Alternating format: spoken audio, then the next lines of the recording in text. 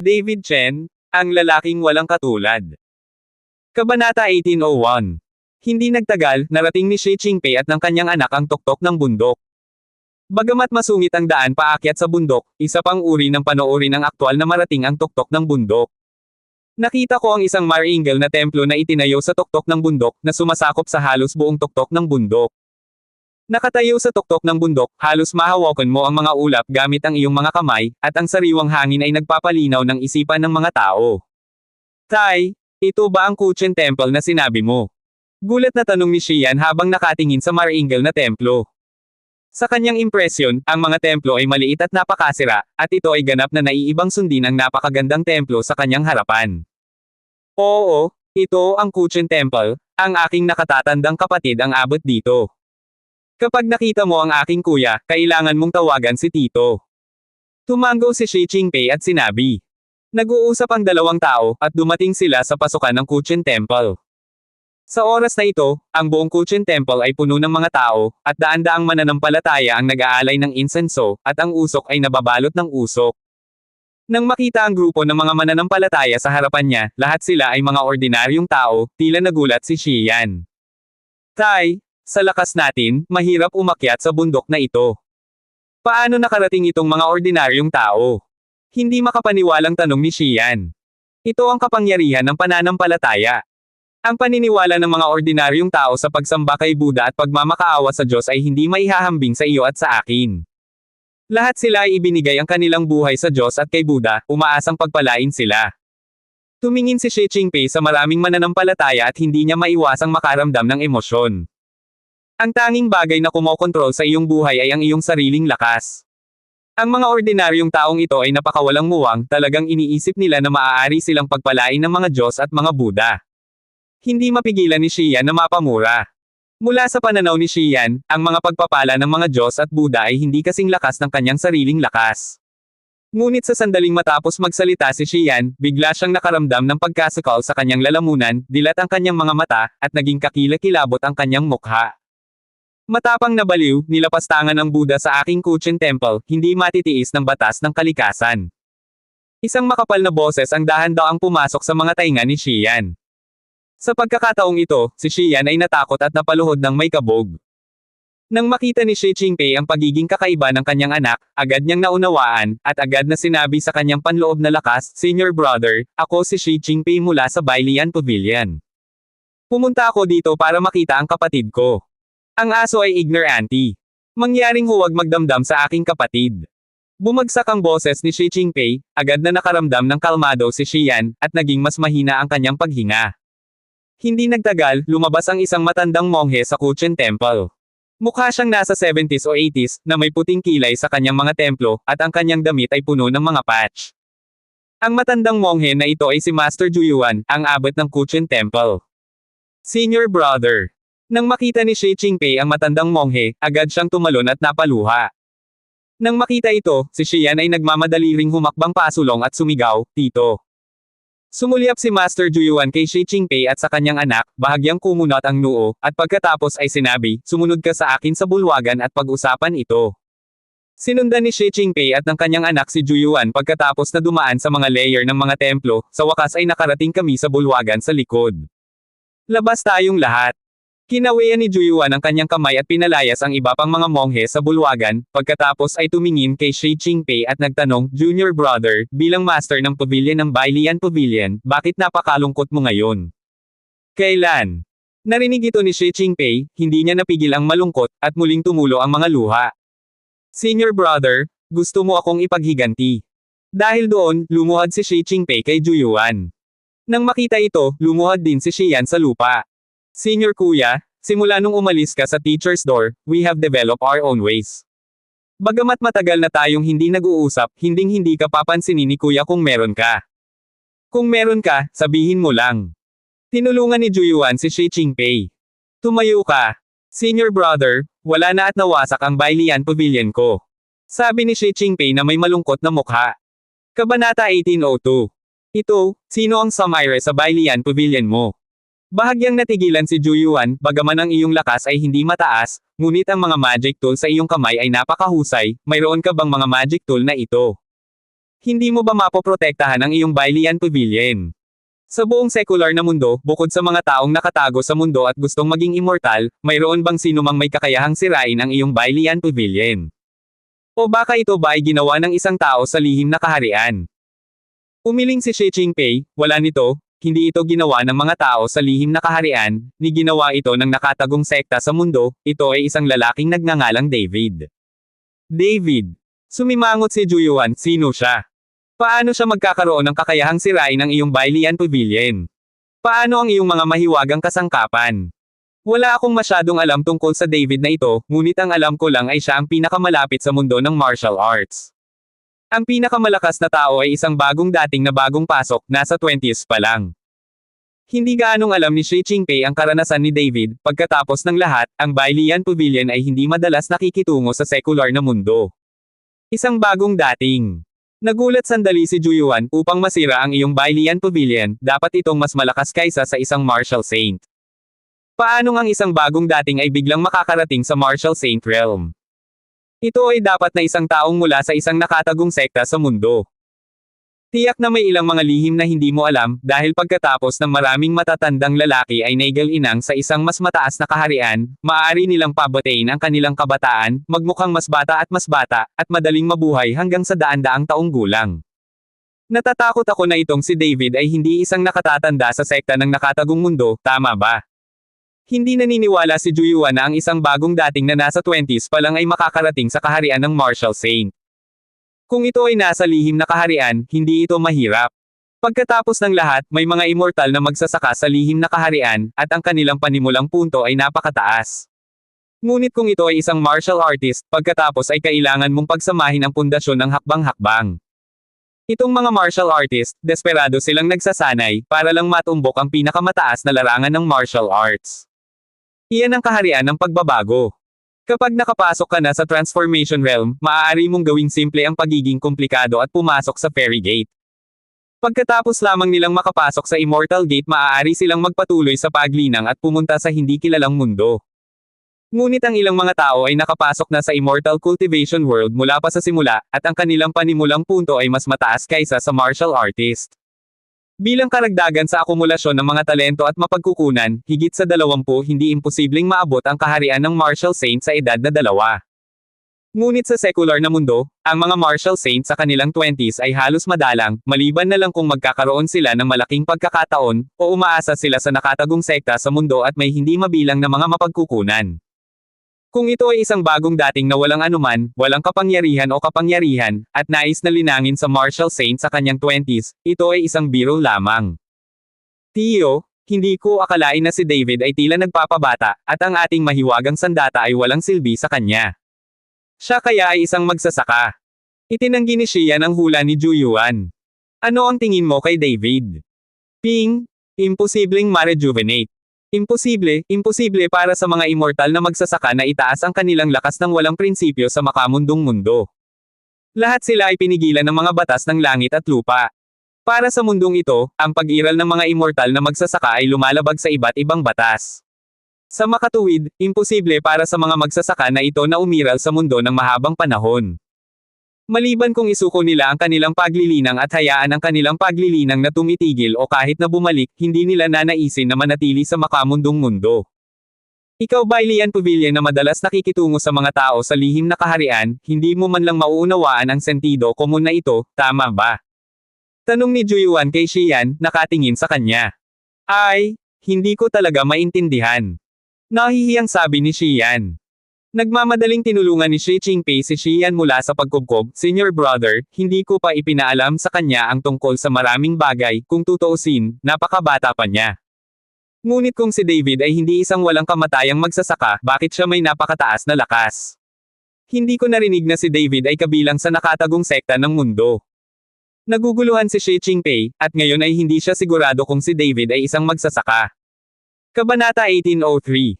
Kahit sino pa itong si David, dahil naglakas loob siyang sirain ang Bailian Pavilion mo, hindi ako uupo at panoorin ito. Siguradong nawala na kayong dalawa ng lakas sa loob. Magpahinga na tayo rito. Pagkatapos magsalita ni Juyuan, bahagya niyang iwinagayway ang kanyang palad, isang estatwa ng Buddha sa bulwagan, bahagyang kumikinang, sinundan ng puwersang nakikita ng mata, patuloy na pumapasok sa katawan ni Shi Qingpei at Shi Yan. Agad na naramdaman ng dalawa na ang kanilang mga katawan ay lubos na nakaka-relax, at ang kanilang lakas ay agad na bumalik sa tuktok. Senior Kuya, ano ito? Gulat na tanong ni Shi Qingpei. Ito ang kapangyarihan ng pananampalataya, ang pinakadalisay na kapangyarihan ng pananampalataya. Yaong mga mananampalataya na nakikita ninyong lahat ay naglakbay sa mga bundok at ilog, at dumaan sa hindi masasabing mga paghihirap upang pumunta rito upang sumamba.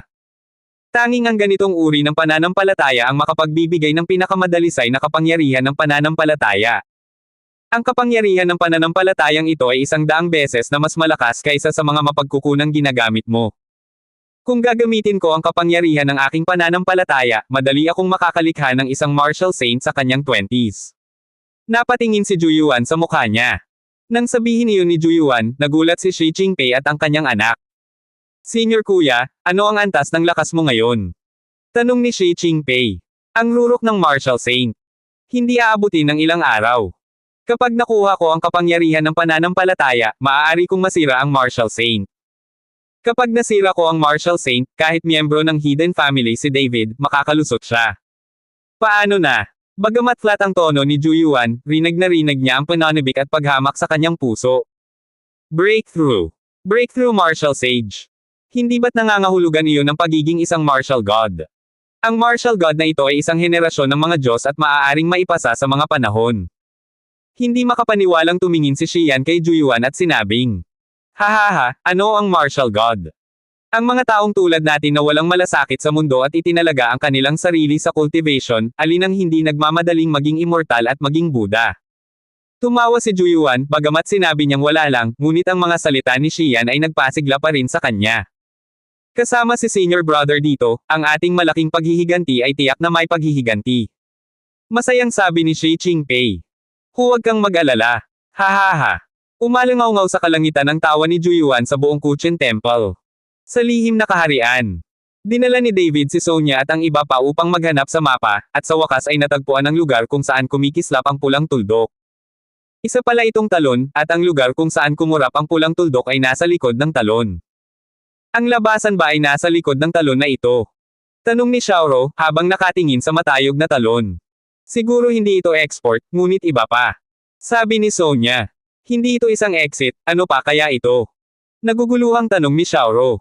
Paano kung ito ay isang kayamanan? Nakangiting sabi ni Sonya.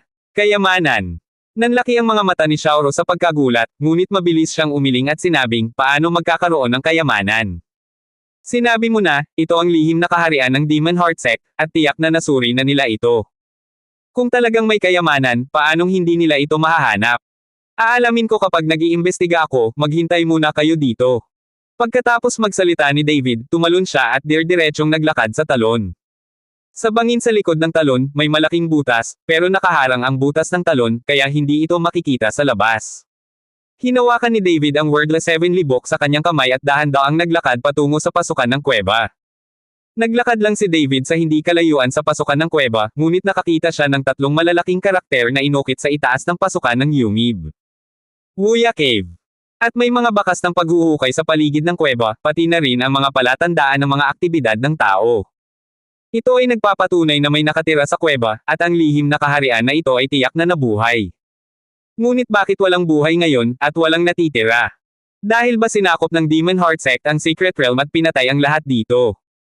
Nagpatuloy si David sa paglalakad sa kailaliman ng Yungib, at naging mas madilim ito habang naglalakad siya.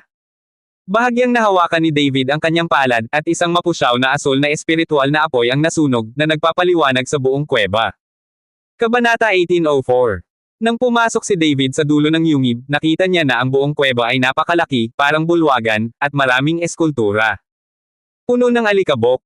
Tumingin si David sa paligid at walang nakitang kakaiba.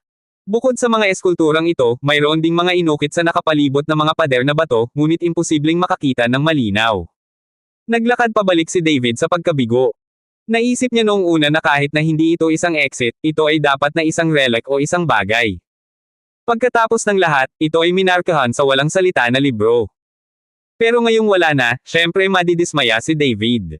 Nang bumalik si David sa pasukan ng yungib, nakita niyang pumasok pa nga si Sonia at ang tatlo pa.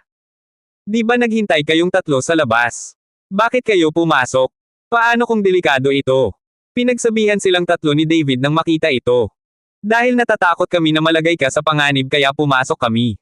Sabi ni Sonia. Dahil sa sinabi ni Sonia, hindi na nakaimik si David. Kapatid na David, mayroon bang magandang bagay sa kuwebang ito? Tumingin si Xiaoro sa madilim na kuweba at tinanong si David. Wala, maliban sa ilang sirang eskultura, wala. Napailing si David sa pagkabigo. Pumasok tayo at tingnan natin. Sabi ni Wumier na napaka-curious. Wala naman, ano ang makikita? Ayaw pumasok ni David. Gusto ko ring pumasok at tingnan, Kuya Chen, pumasok tayo at tingnan. Hinawakan ni Xiaoro ang braso ni David at sinabing pabiro. Nang makita ito, walang magawang tumango si David at sinabing, okay, hindi nagtagal, nagsimulang maglakad muli silang apat patungo sa kuweba. Lumalabas na ang lugar na ito ay tinatawag na Wuya Cave, ang pangalan ay napaka-earthy. Tumingin si Xiaoro sa pangalan sa tuktok ng kuweba at nagbilang. At ang Wumier na iyon ay tumangala sa tuktok ng kuweba, biglang ibinaba muli ang kanyang ulo, at pagkatapos ay namula ang kanyang mukha. Walang nakapansin sa pagbabago ng ekspresyon ni Wumier.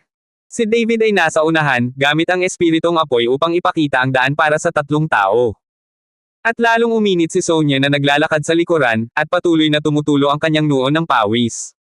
Bahagyang nanginig si Xiaoro, na nasa tabi ni Sonia, na parang ang lamig sa loob ng kuweba. Si Wumier lang, na naglalakad sa dulo, ang namumula at nakagat ang labi, na para bang nakakita siya ng hindi magandang tingnan. Si David na naglalakad sa unahan ay hindi napansin na pareho pala silang tatlo. Hanggang sa ibaba ng yungib, ikinaway ni David ang kanyang kamay at sinabi, tingnan mo, walang anuman sa yungib na ito maliban sa ilang sirang mga eskultura, tama ba? Hindi ako magsisinungaling sa iyo, kailangan kong pumasok at tingnan ito muli, tingnan mo lang ito. Pagkatapos magsalita ni David, hahanap na sana siya ng mauupuan at magpahinga, pero biglang nalaman na may mali sa tatlong babae. Yuki, ano bang nangyayari sa'yo? Nang makitang pawis na pawis si Sonia, nagmadaling lumapit si David at nagtanong. Ayos lang ako, nagmamadali lang akong uminit, bakit ang init dito? Patuloy na pinupunasan ni Sonia ang pawis sa kanyang noo. Mainit ba dito? Natarante si David, at humakbang siya at bahagyang hinawakan ang noo ni Sonia. Ngunit sa pagkakataong ito, mainit na umiwas si David. Alam mo naman na napakalakas ng katawan ni David, kahit nakatayo sa magma, hindi niya maramdaman. Ngunit sa sandaling hinawakan niya ang noo ni Sonia, naramdaman niya ang init. Sa kabilang banda, nanginginig si Xiaoro, yamakap ng mahigpit, napakalamig dito. Talagang may yelo sa buhok at kilay ni Xiaoro. Xiaoro. Nagmamadaling humakbang si David para haburin ang kanyang damit at isinuot kay Xiaoro. Kuya David, sobrang lamig dito. Humakbang si Xiaoro at hinawakan si David. Nang hawakan ni Xiaoro si David, naramdaman na lamang ni David ang matinding lamig na agad na pumasok sa kanyang katawan. Nagulat si David at nagmamadaling itinulak si Xiaoro palayo. Sa pagkakataong ito, medyo natarante si David, hindi niya maintindihan ang nangyari kina Sonia at Xiaoro. Kakaiba ba ang kuwebang ito? Kabanata 1805. Ngunit nang tingnan niya si Wumier, nakita niyang namumula si Wumier sa mga oras na ito, napakagat labi nito na nagdurugo. At ang mga kamao ay nakakuyom, at ang mga pako ay natusok ng malalim sa laman. Isang kaakit-akit na lamang ang sumilay sa kanyang mga mata. Mir, okay ka lang ba? Humakbang si David at hinawakan ang kamay ni Wumier at kinamayan ito. Puno ng lamang ang mga mata ni Wumier. Nang makita niya si David na paparating, niyakap niya ng mahigpit si David at gustong makipagkita kay David. Sa pagkakataong ito, natakot si David, ngunit nang yakapin ni Wumier si David, biglang nalaman ni David na sa mga pader na bato sa paligid ng kuweba, may ilang larawan ng pag-ibig sa pagitan ng mga lalaki at babae, na lahat ay tahasang. Kahit na napakalakas ng konsentrasyon ni David sa pagkakita sa mga larawang ito, ramdam na ramdam niya ang init sa ibabang bahagi ng tiyan. Bilang karagdagan sa bango ng katawan sa katawan ni Wumier, patuloy siyang nag-drill sa ilong ni David. Sa oras na ito, ang mga mata ni David ay nagsimulang mamula-mula, at ang pinaka-primitive na salpok sa kanyang katawan ay nagsimulang mangibabaw kay David. Nagsimulang tumugon si David kay Wumier, hinubad ang damit ni Wumier gamit ang dalawang kamay. Ngunit nang si David ay gustong gumawa ng higit pa, biglang isang gintong liwanag ang sumilay sa kanyang isipan, na nagpakiliti sa utak ni David saglit. Kaagad pagkatapos magising si David, nakatingin kay Wu Meier sa harap niya, nagmamadaling sinuot ni David ang kanyang damit. Binibigkas ni David ang Chingxin mantra, at hindi nagtagal ay huminahon ang puso ni David. Ngunit sa pagtingin kay Sonya at sa kanilang tatlo, nagsalubong ang mga kilay ni David. Yuki, Terena, umalis ka na dito dali. Sigaw ni David kay Sonya. Ngunit masakit ang ekspresyon ni Sonya sa mga oras na ito, na para bang wala siyang naririnig. Sa muling pagtingin kay Gullinger, ang katawan ay nagsimulang natatakpan ng hamog na nagyelo, at ang mga mata lamang ang nakakagalaw. Ah! Umungol si David, lumitaw ang gintong liwanag sa kanyang mga kamay, at pagkatapos ay bigla siyang kumaway patungo sa batong pader ng yungib. Alam niyang lahat ng ito ay dahil sa kakaiba ng kuwebang ito. Boom! Boom! Isang malakas na putok ang umalangaw-ngaw sa kuweba, ngunit ang malaking puwersa ni David ay tumama sa batong pader ng kuweba nang hindi nagdulot ng anumang pinsala. Maging ang mga eskultura sa kuweba ay buo at hindi nasira kahit kaunti. Nadama ni David na hindi kapanipaniwala na malaman ang kanyang kasalukuyang lakas, pabayaan na sirain ang isang kuweba, kahit na sirain ang isang bundok, ito ay hindi mahirap. Pero ngayon nasa kuwebang ito ang kapangyarihan niya, parang walang kwenta. Hindi alam ni David kung ilang suntok ang naibato niya, pero nang malaman niyang hingal na siya, tumigil si David. Ngunit ang kuweba ay ganoon pa rin, walang kaunting pagbabago. Bakit ganito? Parang natarante si David, hindi niya maintindihan ang sarili niyang lakas, bakit hindi man lang siya makapagbukas ng kuweba. Sa pagtingin kay Sonya at sa iba pa, nakaramdam si David ng kawalan ng kapangyarihan sa sandaling ito. Umupo si David sa lupa at sinubukan niyang kumalma. Walang anuman sa buong kuweba, iilan lang ang mga estatwa na nahulog sa abo. Ang problema ba ay nasa rebulto? Sinimulan ni David na tingnang mabuti ang mga estatwa, at ang nasa gitna ay nagparamdam kay David ng kakaiba.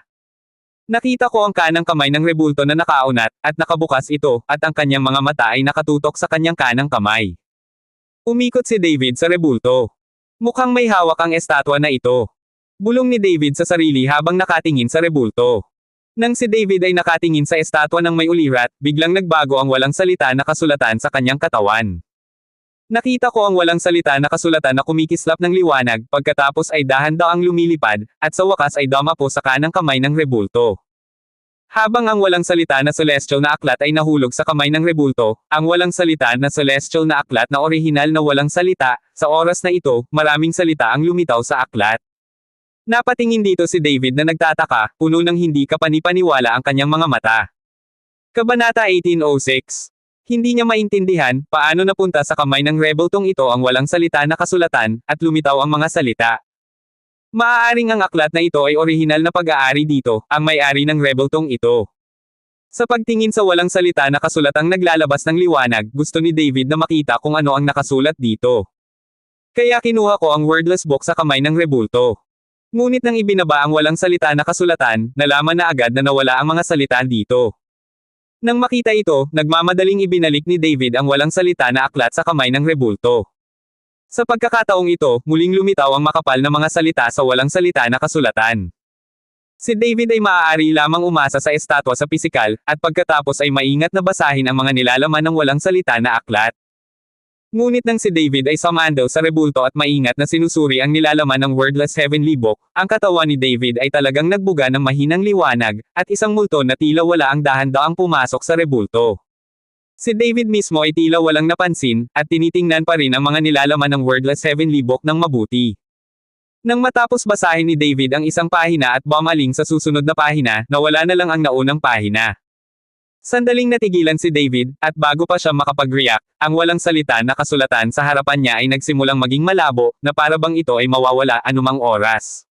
Sa pagkakataong ito, nagmamadali si David, nagmamadali niyang itinoon ang kanyang memorya, at mabilis na napunta ang kanyang mga mata sa walang salita na libro. Habang patuloy na isinasaulo ni David ang nilalaman ng walang salita na aklat, sa isip ni David, dahan-daang lumitaw ang anyo ng isang aklat.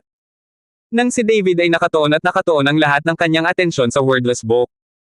Mula sa katawan ni Sonya at Xiaoro, isang transparent na multo ang dahan-daang lumipad palabas. Nang umalis ang multo sa kanilang katawan, agad itong hinigop ng mga nakapaligid na estatwa. Matapos masipsap ang multo, kumislap ang estatwa ng mahinang liwanag, ngunit mabilis itong nawala. Sa pag-alis ng multo sa katawan, gumaling din si Sonya at ang iba pa, at nawala ang kakaiba sa katawan. Ate Yuki. Nagpakawala ng mahabang hininga si Xiaoro pagkatapos ay tumakbo papunta kay Sonya.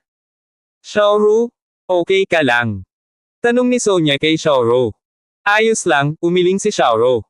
Tumingin ang dalawa kay Wu Meier at nalaman na bumalik din sa normal si Wu Meier sa oras na ito.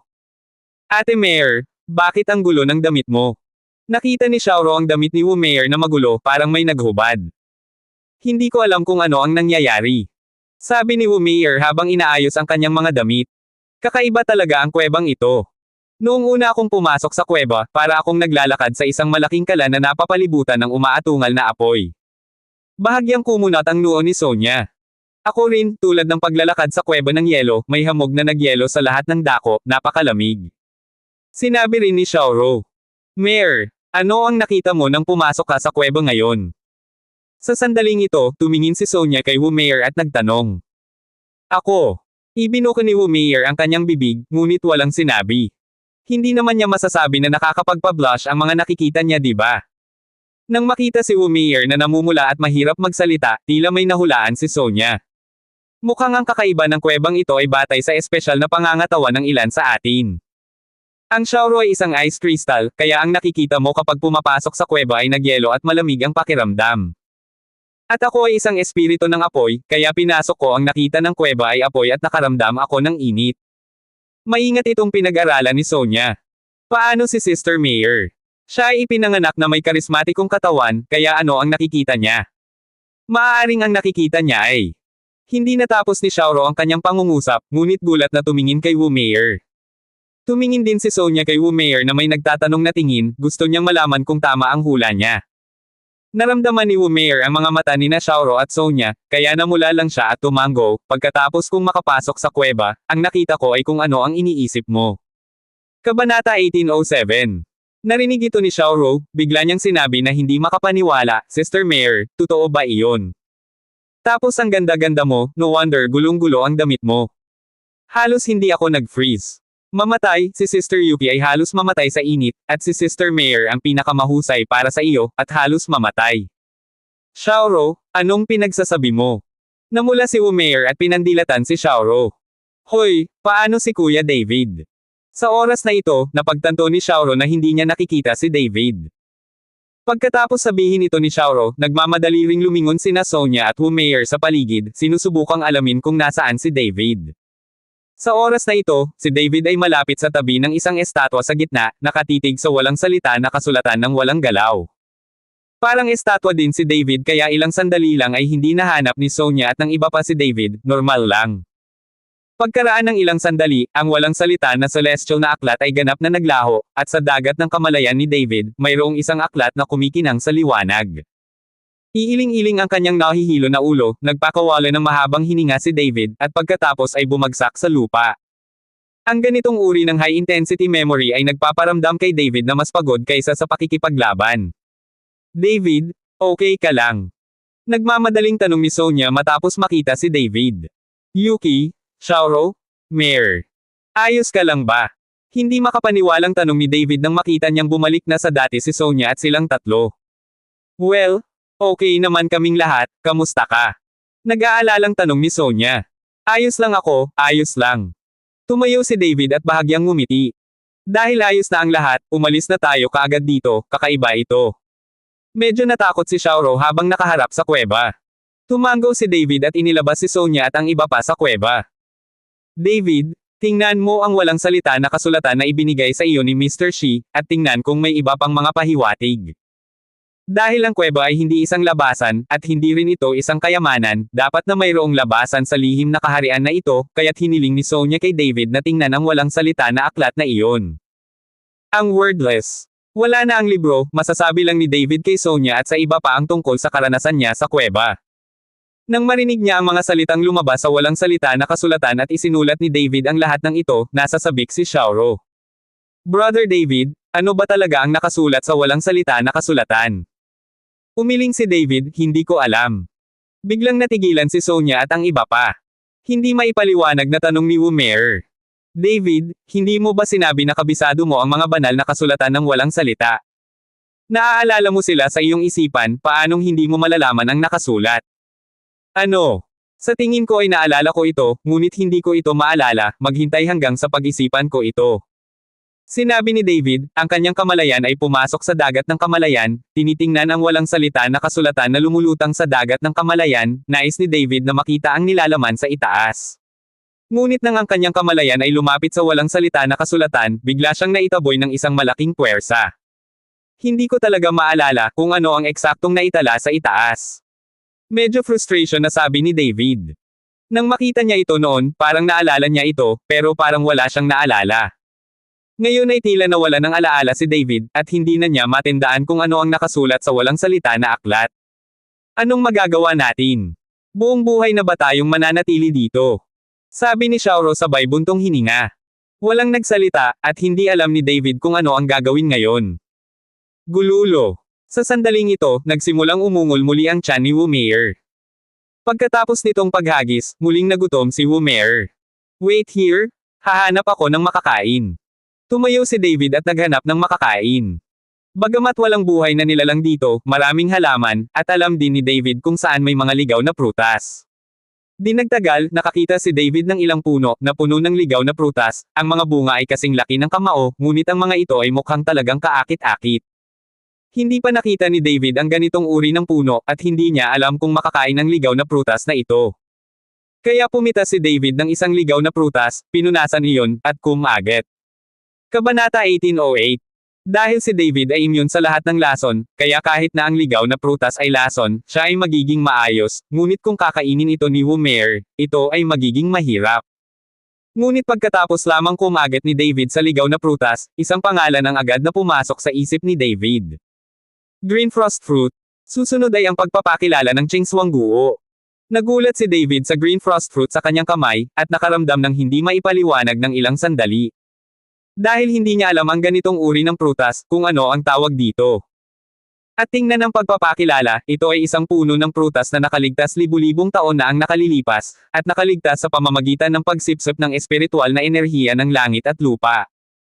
Ang prutas na tumutubo ay matamis at kaaya-aya, at may epekto ng kagandahan at kagandahan. Anong nangyayari? Bahagyang kumunat ang noo ni David. Si David, na hindi nakaisip nito, ay pumitas na lamang ng ilang prutas at bumalik. Nakita ni Wumeer ang matubig na prutas, hindi niya napigil ang kumain kaagad. Noong unang kagat niya, nagulat si Wumeer sa matamis na lasa. Yuki, Xiaoro, subukan mo? Napakatamis ng prutas na ito. Sabi ni Wumeer. Si Sonia at Xiaoro ay hindi nagugutom, ngunit pagkatapos marinig ang mga salita ni Wumeer, pareho silang nagsimulang kumain.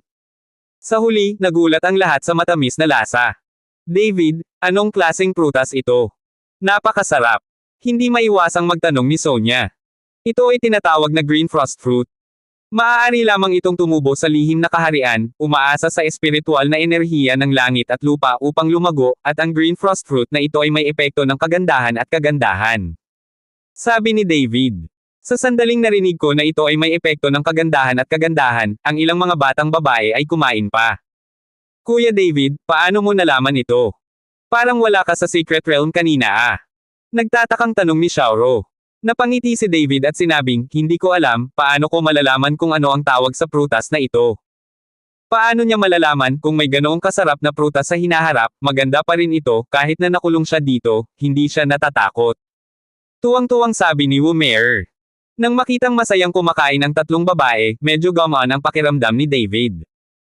Bagamat sila ay nakulong ngayon, hindi bababa sa walang panganib sa ngayon, at ang kapaligiran ng lihim na kaharian na ito ay maganda rin, hindi katulad ng lihim na kaharian ng Firegate, na puro disyerto ng Gobi Desert.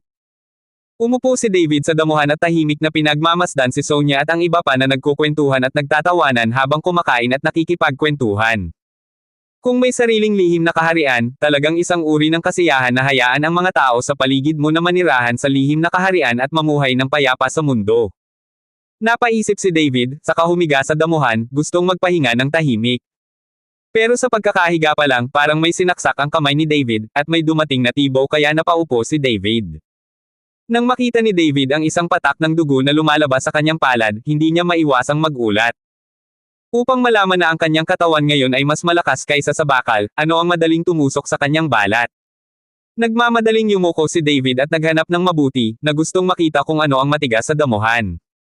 Hindi nagtagal, isang damo na hugis bakal na karayom ang natuklasan ni David, at may bakas ng dugo ni David dito.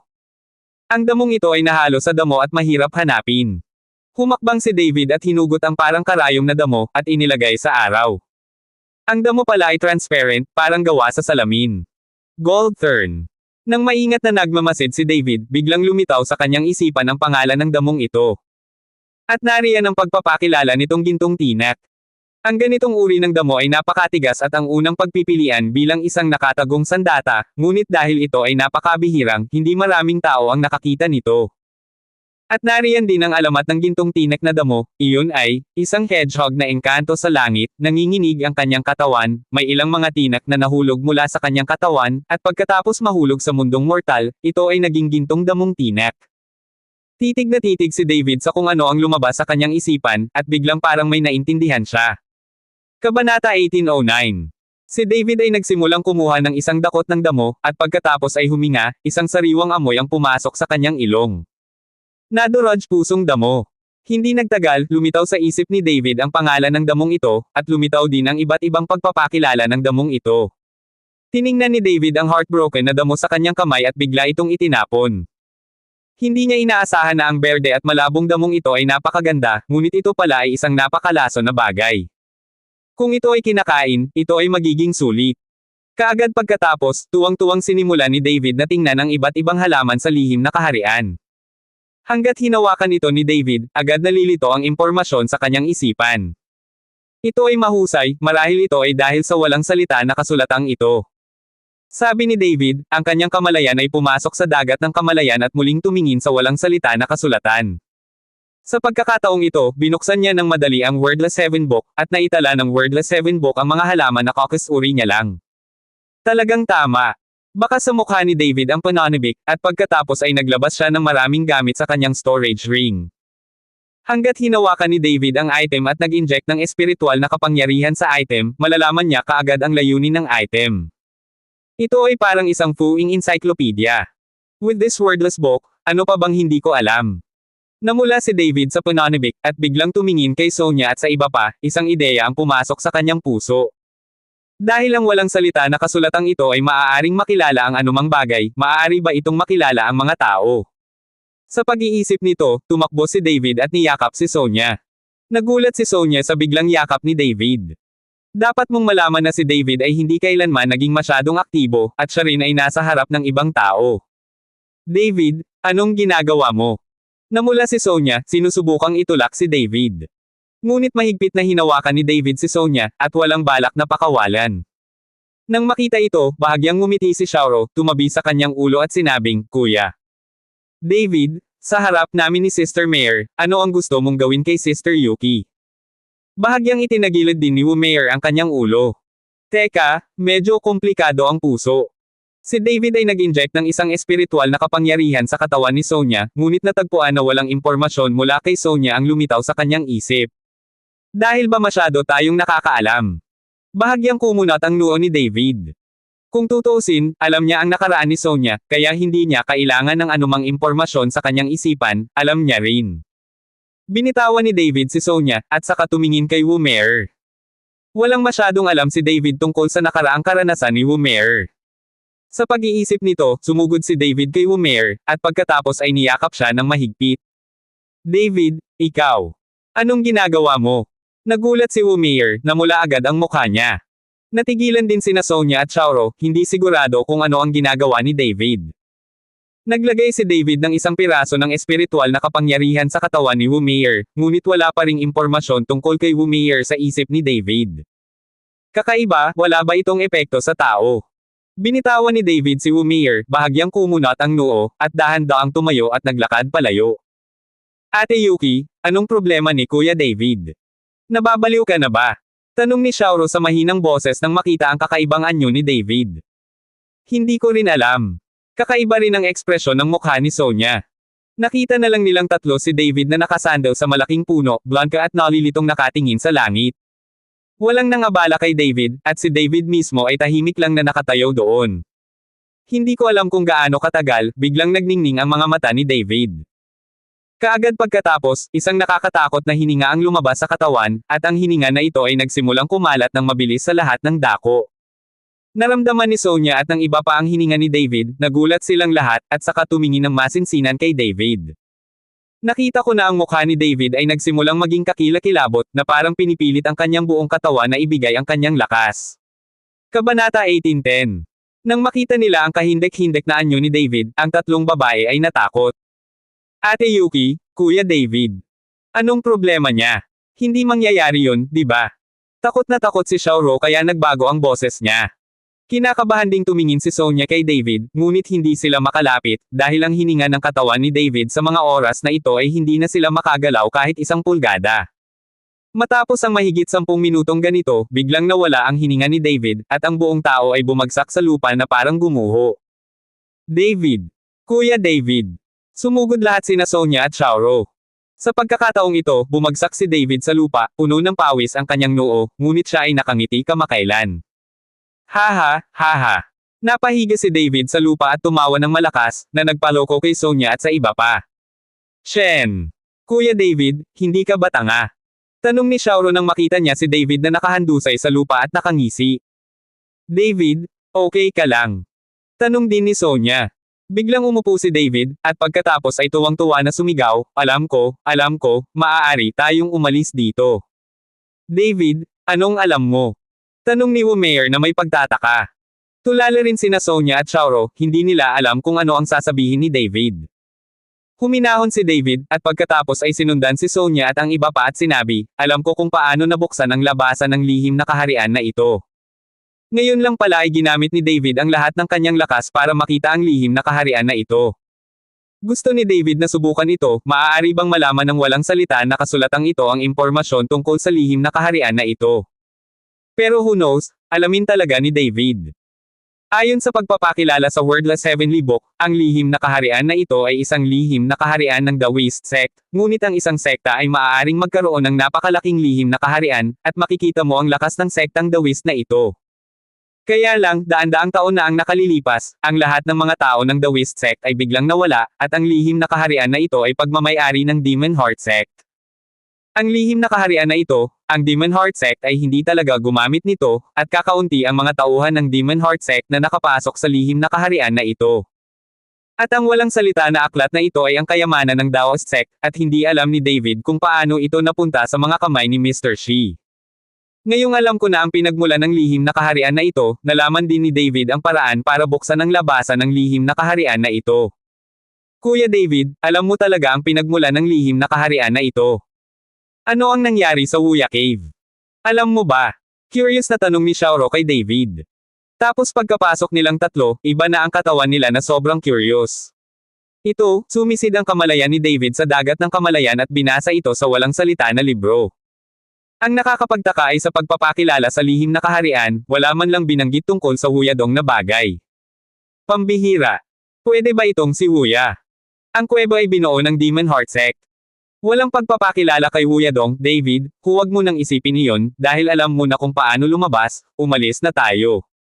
Naiinip na sabi ni Sonia kung tutuusin, hindi pa siya nakakaalis sa lihim na kaharian, at hindi pa niya nakikita ang kanyang mga kamag-anak. Okay. Tumango si David, at pagkatapos ay humanap ng lugar ayon sa panimula sa walang salita na aklat. Nakita kong ginalaw ni David ang kanyang mga daliri, at pagkatapos ay nagbasa ng spell.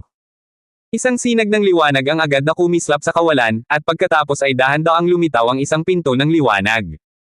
Nang makita ang bukas na labasan, nasa sabik lahat si David at ang iba pa. Sa wakas makakalabas na tayo. Tumingin si Sonia sa bukas na labasan at tuwang-tuwa. Kabanata 18:11. Tara na. Hinimok ni David, natakot siya na baka huli na ang lahat. Ang apat na tao ay sunod-sunod na dumaan sa gate ng liwanag, at ang kanilang mga figure ay dahan-daang lumitaw sa likod bahay ng Martial Arts Alliance. Sandaling natigilan ang mga disipulong longmen na nagpapatrolya sa likod bahay nang makita nila ang biglang bumukas na pinto ng liwanag at ang apat na David na lumabas. Ngunit mabilis silang nag-react, at agad na lumuhad at nagsabi, Sectmaster, sa wakas ay lumabas ka na. Pumunta at ipaalam kay Master Hu, at sabihin na ang Sectmaster ay lumabas na. Hindi nagtagal, nakatakas si David at ang iba pa mula sa lihim na kaharian. Alam nila ang tungkol kay Hu Maozi at Long Xingshu. Kaagad pagkatapos, lahat sila ay sumugod sa Martial Arts Alliance. Nang makita si David at ang iba pang lumabas, ang mga mata ni Humazi ay puno ng pagtataka. David, paano ka nakalabas sa entrance? Ikaw. Dapat malaman na sinubukan ni Humazi at Jojia ang lahat, ngunit hindi na muling mabuksan ang pasukan. Mahabang kwento, balikan natin at pag-usapan ito. Dinala ni David ang lahat pabalik sa Longmen. Tumingin si Sonya sa malaking Dragon Gate, at sinundan ng lahat si David para tawagan ang may-ari ng gate, na ikinagulat niya. Yuki, maraming nangyari sa oras na umalis ka, at sasabihin ko sa iyo ang tungkol dito mamaya.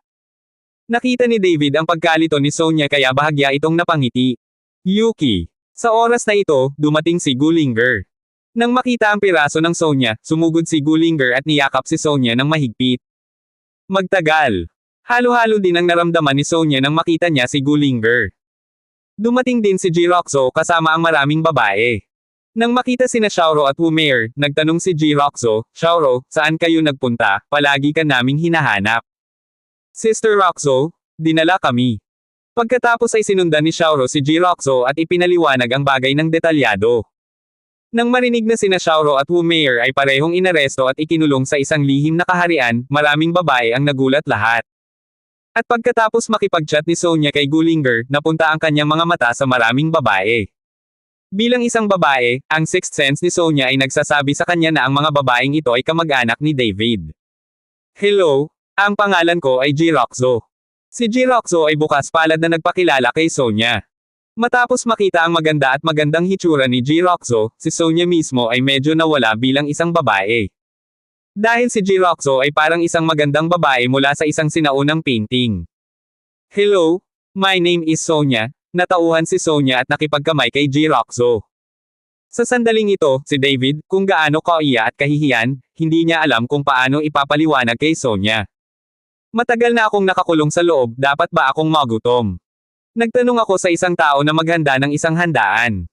Ngayon ay isang masayang araw. Kailangan nating magsaya. Nang makita ang nahihiyang hitsura ni David, si Long Xingqiu ay nagmamadaling lumabas upang pawiin ang pagkubkob. Hindi nagtagal, ang buong Longmen ay nagsimulang maging napakasigla, na may mga parol at makukulay na ilaw, at 12 ng mga mesa ang inihanda para sa piging. Isa-isang ipinakilala ni David kay Sonya ang mga tao sa paligid niya. Miss Su, hindi mo alam na para iligtas ka, gumawa si David ng ilang mga panganib at muntik siyang mawala ng buhay. Sabi ni Humazi kasunod ni Sonya. Sinulyapan ni Sonya si David na may masayang ngiti sa labi. Alam niyang nakakulong siya sa loob, at tiyak na balisa si David. Nagpatuloy ang piging sa Longmen hanggang hating gabi. Ngayon ang pinakamasayang araw sa buong Longmen, at ito rin ang pinakamasayang araw para kay David. At hindi mabilang na mga paputok ang namumulaklak sa kalangitan sa itaas ng Dragon Gate. Dharma Protector Pavilion, tumangala si Mr. Shi sa mga paputok sa kalangitan, walang ekspresyon ang kanyang mukha. Mr. Shi, iniligtas ni David ang kanyang kasintahan, at ngayon ay nagdiriwang ang Dragon Gate. Naglakad si Xingjun kay Mr. Shi at sinabi. Masyadong maaga siyang nagdiwang. Marahan na bumantong hininga si Mr. Shi, pagkatapos ay naglabas ng isang sulat mula sa kanyang katawan at ibinigay kay Xingjun, kung mahanap ako ni David bukas, sasabihin niyang wala ako rito, at ibibigay ang liham na ito kay Xingjun. Siya. Kabanata 1812. Kinuha ni Xingjun ang sulat, puno ng pagdududa ang kanyang mukha, ngunit tumanggo siya at sinabing, gaya ng utos. Ikinawi ni Mr. Shi ang kanyang kamay, tumalikod si Xingjun at umalis. Si Mr. Shi naman ay tumangala sa mga bituin at bumulong sa sarili. Ang tunay na paligsahan ay maaaring nagsimula pa lamang. Kasabay nito, sa lihim na kaharian ng Demon Heart Sect, nakatayo rin si Daniang sa labas ng bahay, nakatingin sa With the Stars in the Sky. Sa gilid ng daneng, may 8 maliliit na estatwa sa tabi nila, 4 sa mga ito ay naglalabas ng mahinang liwanag. Kung nandito si David, siguradong makikita mo na ang mga estatwang ito ay eksaktong kapareho ng sa Huya Cave. Walang makakapidyo sa akin, walang. Sinulyapan ni Danny ang mga kumikinang na estatwa at dahan-daang sinabi. Sa sandaling ito, tumakbo ang salamangkero sa takot. Mahusay, hindi maganda, pagkatapos ay tumakas si David mula sa lihim na kaharian kasama ang 3 babae, at ngayon ay nagdiriwang siya. Nag-aalalang ulat ng demonyo. Pero sa mukha na hindi maaninag, wala man lang ekspresyon. Hindi sila makakatakas, kahit makatakas sila, babalik sila. Ang gawain mo ngayon ay maghanap ng mga taong may espesyal na pangangatawan. Tandaan mo, may 3 buwan ka lang, kung hindi mo mahanap ang ibang tao na may espesyal na pangangatawan, huwag ka nang bumalik. Malamig na sabi ni Daneng. Naiintindihan ng subordinate na ito. Tumango ang salamangkero. Long men. Nang matapos ang piging, ang lahat ay umalis na may kasiyahan. At lahat ay sumang-ayon na mag-iwan ng puwang para kay David at Sonya. Nakaupo sa bubong, yamakap si Sonya sa balikat ni David. Napatingin silang dalawa sa mga bituin sa langit, at puno ng kaligayahan ang kanilang mga mukha. Ang mga babaeng iyon ay lahat ng mabuti sa iyo ngayon, mayroon kang isang magandang relasyon sa mga babae. Mahinang tanong ni Sonya. Lahat sila ay mga tiwala lang. Ang pinakamahalagang posisyon sa puso ko ay ikaw lamang. Niyakap ni David ang mga balikat ni Sonya. Learn to be sleek. Sa dinami-daming magagandang babae sa paligid, lalo na yung G. Si Roxo, kahit babae ay hindi mapigilan kapag nakikita siya. Hindi ka ba makapagpigil? Wala ba kayong ginawang magkasama? Tumingin si Sonya sa mga mata ni David at nagtanong. Ang mga mata ni David ay puno ng kalmado, at bahagyang umiling, wala pa akong nagawa sa kanila. Pagtingin sa mga mata ni David, bahagyang ngumiti si Sonya, alam niyang totoo ang sinabi ni David. Sa totoo lang, basta nasa puso mo ako, wala akong pakialam sa ginawa mo. Muling sumandal si Sonya sa balikat ni David. Sinabi ko na bago ko iligtas ang aking ina, hindi ako magpapakasal, at bago ako magpakasal, wala akong gagawin sa pagitan ng mga lalaki at babae. Mahinang sabi ni David. May balita na ba mula kay tita? Tanong ni Sonya. Well, kanina pa kita sinusubukang iligtas. Ngayong nailigtas kita, ililigtas ko ang aking ina. Puno ng determinasyon ang mga mata ni David, sigurado siyang mailigtas niya ang sarili niyang buhay. Iniligtas ni nanay. Ako ang humila sa iyo pababa. Saglit na nakonsensya si Sonya, kung hindi dahil sa kanya, baka matagal nang nailigtas ang ina ni David. Tanga, walang kinalaman sa'yo. Bahagyang tinapik ni David ang ulo ni Sonya, at pagkatapos ay sinundan si Sonya tungkol sa kanyang lakas sa panahong ito. Sumandal si Sonya sa balikat ni David, nakinig, at dahan-daang pumikit. Nakita ni David na nakapikit si Sonya, kaya niyakap niya ito ng mahigpit, natakot siyang malamigan si Sonya. Bago ko pa alam. Isang sinag ng araw mula sa abot tanaw ang nagpapaliwanag sa mundo. Tumingin si David sa sumisikat na araw na may kaligayahan sa kanyang mukha, at pagkatapos ay sinulyapan si Sonya na natutulog sa kanyang balikat. Ngunit nang makita ito ni David, agad siyang nabigla. Nakita kong mapatla ang mukha ni Sonya, at walang bakas ng dugo. Kabanata 18:13. Yuki. Nagulat si David at nagmamadaling inusisa ang sitwasyon ni Sonya. Ngunit sa oras na ito, mahina ang hininga ni Sonya, nakapikit ang kanyang mga mata, at kahit anong sigaw niya ay walang sumasagot. Naglagay si David ng espiritual na puwersa sa katawan ni Sonya, ngunit wala pa ring nakitang dahilan. This time? Nagpanik si David? Buti naman si Sonya, bakit bigla siyang nakoma? Nang medyo na-overwhelm si David, dali-dali ding lumapit sina Zhao Chuang at Ji Roxo. Ito ay lumabas na sina Xiaoro at Wu Meier ay parehong may mga sintomas tulad ng Sonya, sila ay walang malay, at ang kanilang paghinga ay napakahina. Kuya Chen, anong nangyayari dito? Magaling si Xiaoro kagabi. Naguguluhang tanong ni Zhao Chuang. Sinabi rin ni Ji Roxo, mabuti naman si Meier kapag bumalik siya, ngunit hindi siya madyay gising sa umaga. Kumunat ang noo ni David at hindi umimik, dahil hindi niya alam kung ano ang nangyayari at kung bakit siya nagpakita. Ito ang kaso. Pagkaraan ng ilang sandali na pag-isipan, sinabi ni David kay Ji Roxo, Roxo, alagaan mo si Yuki. Pupuntahan ko si Mr. Shi at tatanungin ko siya kung alam niya ang dahilan. Ang mga taong matutulungan ngayon ni David ay si Mr. Shi lang din. Sa panahong ito, nadama ni David na si Mr. Shi ay isang jack of all trade, na para bang alam niya ang lahat. Okay, bilasan mo, sa tingin ko seryoso silang lahat. Tumango si Ji Roxo. Walang tigil na pumunta si David sa Law Enforcement Pavilion, ngunit pagdating niya sa entrance ng Law Enforcement Pavilion, nakita niya si Xingjun na nakatayo sa pintuan, na labis na ikinagulat ni David. Pagkatapos ng lahat, si Xingjun ay ang kapitan ng pangkat na nagpapatupad ng batas. Paano siya nakatayo sa pintuan na may ganoong pagkakakilanlan? Nakita ni Xingjun si David na paparating, na may pagtataka sa mukha.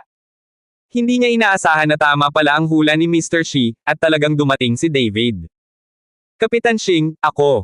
Pumunta ka ba para makita si Mr. Shi? Tanong ni Xingjun bago matapos magsalita si David. Nagulat si David, oo.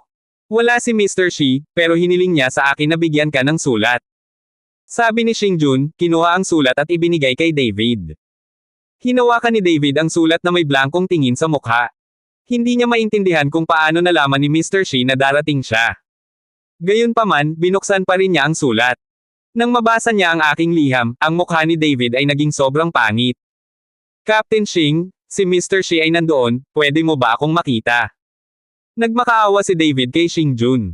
Wala si Mr. Shi, at kahit nandoon siya, hindi kanya makikita. Umiling si Xingjun, huwag mo akong ipahiya, ito ang utos ni Mr. Shi. Captain Xing, gusto kong makita si Mr. Shi ngayon pa rin, puno ng determinasyon ang mga mata ni David. David, ano ang ibig mong sabihin, kailangan mong piliting pasukin ang Guardian Pavilion. Kumunat ang noo ni Xingjun. Kung hindi ako nakikita ni Mr. Shi, pumasok ka na lang. Pagkatapos magsalita ni David, sumugod siya patungo sa Dharma Protector Pavilion. David, ikaw. Gusto siyang pigilan ni Xingjun, ngunit hindi siya nakalapit kay David, nabigla siya sa hininga ni David. Ang kasalukuyang lakas ni David ay hindi malapit kay Xingjun. David, alam mo ba kung ano ang krimen ng trespassing sa Protectorate? Pavilion at nakakagambala kay Mr. Shi. Huwag kang umasa kay Mr. Shi para protektahan ka, magagawa mo lahat ng gusto mo. Ito ay isang malaking krimen, kailangan mong mag-isip ng mabuti. Malakas na sinabi ni Xingjun kay David. Captain Xing, pasensya na, kahit mamatay ako, kailangan kong makita si Mr. Shi ngayon. Napakasolemn ng mukha ni David, at dumiretso siya sa pinto ng kwarto ni Mr. Shi. Tumayo si Xingjun sa harapan at pilit itong pinigilan. Pero sa mga sandaling ito, biglang bumukas ang pinto ng kwarto ni Mr. Shi. Captain Xing, pasukin mo siya. Ang boses ni Mr. Shi ay maluwag na lumabas. Kabanata 1814. Narinig ito ni Xingjun, at pagkatapos ay tumabi, naglakad si David patungo sa silid ni Mr. Shi. Nang lumakad siya sa pintuan ng silid, nakita ni David na masayang umiinom ng tsaa si Mr. Shi. Wala siyang oras, halatang ayaw niya siyang makita. Mr. Shi, ikaw. Kung mayroon kang sasabihin, maaari kang pumasok at sabihin ito, hindi ako mahilig makipag-usap sa mga tao sa ganoong kalayuan. Bago pa matapos magsalita si David, nagsalita na si Mr. Shi. Nang marinig ito ni David, naglakad siya patungo sa silid. Ngunit pagpasok pa lang niya sa silid, biglang nakaramdam ng matinding pressure si David. Kinagat ni David ang kanyang mga ngipin at sinubukang labanan ang pressure, ngunit gumaan ang kanyang katawan at siya ay direktang natamba. Nahulog sa bakuran. Ang matigas na bluestone na lupa sa bakuran ay direktang nabasag sa isang malalim na hukay.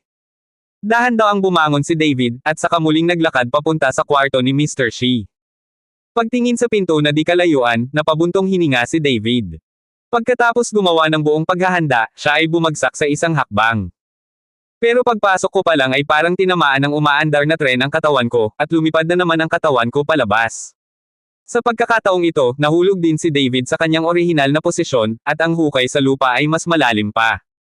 Bumangon si David, hinaplos ang masakit na dibdib, at may bakas ng dugo na lumabas sa gilid ng kanyang bibig. Kumunat ang noo ni David at muling naglakad pabalik, ngunit sa pagkakataong ito, hindi na siya madaling pumasok. Mr. Shi, bakit mo hiniling kina Xiaoro at Mayer na dalhin sa akin ang Wordless Book of Heaven? Alam mo ba na silang dalawa ay huhulihin at ipapadala sa lihim na kaharian?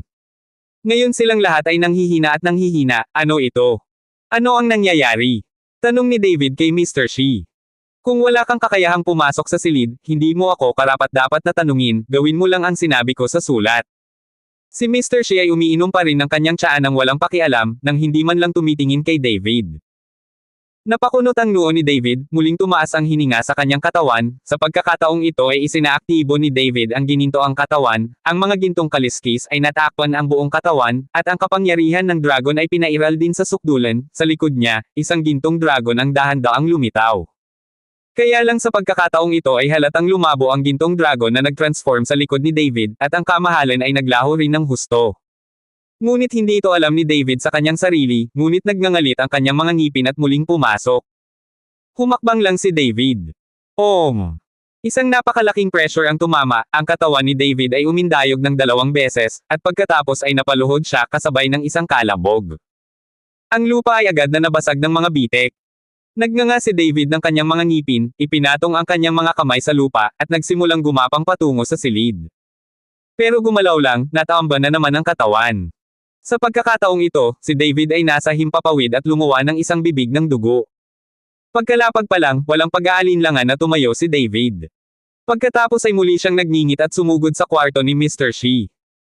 Hindi alam ni David kung ilang beses siyang sumugod o kung ilang beses na siyang nontog sa ere. Sa pagtatapos, ang hindi napinsalang gininto ang katawan sa katawan ni David ay matagal nang nawala, at maging ang kanyang pisikal na katawan ay natatakpan ng mga galos. Hindi na makatayo si David, ngunit nagngangalit siya at gumapang patungo sa silid ni Mr. Shi. Sa likod ni David, isang mahabang bahid ng dugo ang lumitaw. Hindi makayanan ni Xing Jun na tumingin ng diretso sa kanya, ngunit wala siyang lakas ng loob na magsabi ng kahit ano.